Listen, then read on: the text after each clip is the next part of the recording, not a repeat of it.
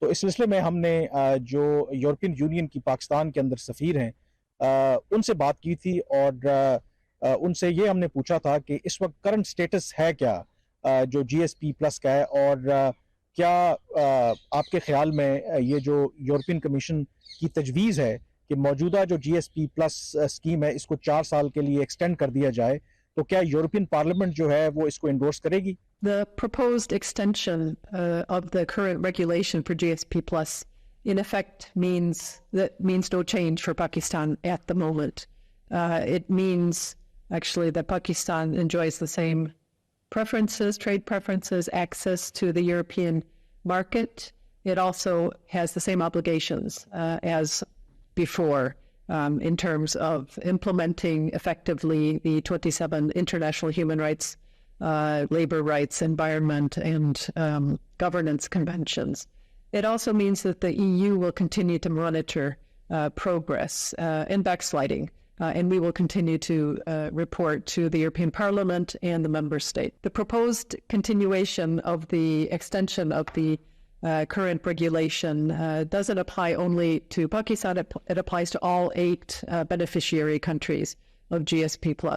दूसरा सवाल जो हमने डॉक्टर रीना से पूछा वो ये है कि जो नई लेजिस्लेशन है जो अगले 10 साल के लिए यूरोपियन पार्लियामेंट मंजूर करेगी वो किस तरीके से मौजूदा जो कानून साजी है उससे मुख्तलिफ होगी और उसमें पॉसिबली क्या नई शराइत हैं जो कि पाकिस्तान और दूसरे ममालिक के ऊपर लागू होंगी. The main issue here is to avoid a kind of cliff at the end of the year. Nobody wants that to happen, certainly not the European Union, because it would mean a sudden stop to the trade preferences, which would affect Pakistani exporters. It would affect certainly the factory workers and their families. It would affect European businesses who rely on Pakistani suppliers, and in effect also would affect European consumers. The latest report on the GSP Plus monitoring mission that came last summer is going to come out soon, so I don't want to prejudice any thoughts on what it might exactly say.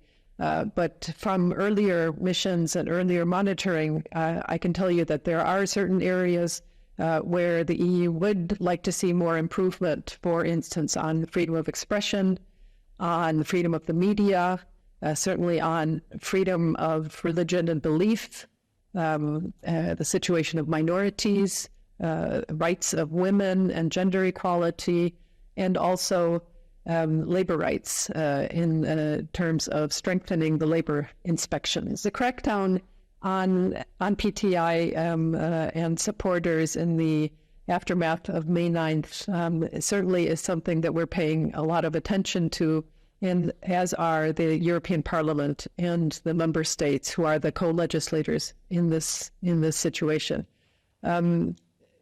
We also are well aware that international NGOs and experts are looking at this, specifically the issue of the use of military courts and anti-terrorism courts to try those who are being accused. We also are well aware that there's a lively debate here in Pakistan over both of those issues. Now, Pakistan is a state party to the ICCPR, the International Covenant on Civil and Political Rights, which means that Pakistan has agreed that every person has the right to a fair and public trial in a court that is independent, impartial, and competent, and also has the right to adequate and effective legal representation. जी, आपने response सुना जो European union की सफ़ीर हैं पाकिस्तान के अंदर, तो यकीनी तौर पर पाकिस्तान के लिए एक टफ चैलेंज है और पाकिस्तान को डेफिनेटली ये स्कीम चाहिए और अगेन इसके अंदर जब नई स्कीम आएगी भी तो पाकिस्तान को अप्लाई करना पड़ेगा.